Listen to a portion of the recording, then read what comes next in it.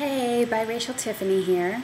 I just wanted to do a quick vlog about my hair fire because I just got a question about it, and I think that it will be better described, in person or whatever, on a video than in writing. So, my friend Bridget and I went to a piano bar one night, and she had never been to a piano bar, and she was thinking she'd been taking voice lessons and maybe she wanted to sing. And so I was like, oh, I go to this place and I'll sing. It's really fun, no big deal, whatever. So we get to the piano bar, and when you walk in, there's a bar on your right and then like a counter where you can sit, like a bar without the bar being there, if that makes any sense. And they had candles set up along the bar where you would just sit and have your drink and you can see the piano and blah blah blah. So she says, I'll get us drinks, you go get a spot on the other side of the wall. So I go over there and I sort of just like lean back and I'm taking everything in, and all of a sudden I'm like, it smells like sausage. And I heard this whoosh, and I just knew. I was like, my hair is on fire. And I whipped around and I like grabbed it onto my hand really quickly like this. And I just was like stunned. And this man comes over and he was like, girl, your hair was on fire. And I was like, I know. And so I ran to the bathroom and I was like doing this, and all this hair was coming off and it smelled so bad.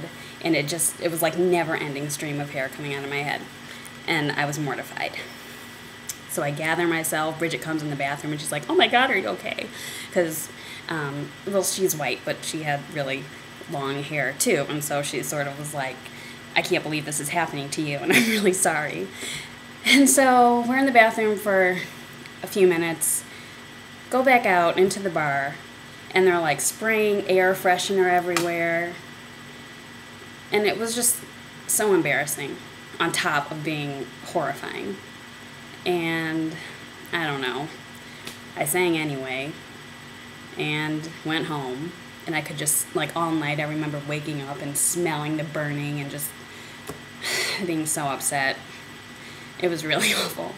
And then I pretty much just wore my hair in braids whenever I could, or just like back in a ponytail until, like, I don't know, I did that for a long time. And like I think I've mentioned before, and I'm really sorry if I've told this story before, but I think I just have mentioned it a few times.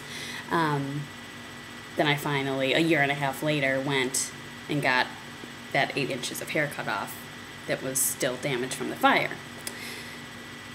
So, it was just really awful, but it was awful because I love my hair and I lost so much, and it was a fire and it was in public and it was embarrassing and it smelled bad. But it was also hard for me because, I always thought, what's the big deal about hair? Who cares? I can't believe people make such a big deal about it. And I was so devastated, and especially when I got it cut, I felt naked. I felt like, my confidence was down because my hair wasn't as long. It was really bad. So I just wanted to share the hair fire story, finally. And I just wanted to add one thing. It's something I've been thinking about saying for a long time, and I think I just sort of did an imitation of a gay man, and that was literally exactly how that happened. I would not have done that or assumed the man was gay if he hadn't have been like, girl, your hair was on fire. So, I don't know if anyone watches The View, but sometimes Whoopi Goldberg will like do this sort of white Valley Girl imitation. And, like, she doesn't do it all the time, and it's kind of funny. It's not my favorite trick of hers. But I was thinking, like, what if, when black people talk to white people, they put on that phony kind of like, oh my God, kind of, stereotypical, almost Valley Girl, but not quite, talk. Like, that would be strange and inappropriate. And I find that oftentimes, well, non-black people, I won't even just say white people, will, like, start talking to a black person and be like, girl, this, kind of like the gay guy, but I think he probably would have said that to anyone.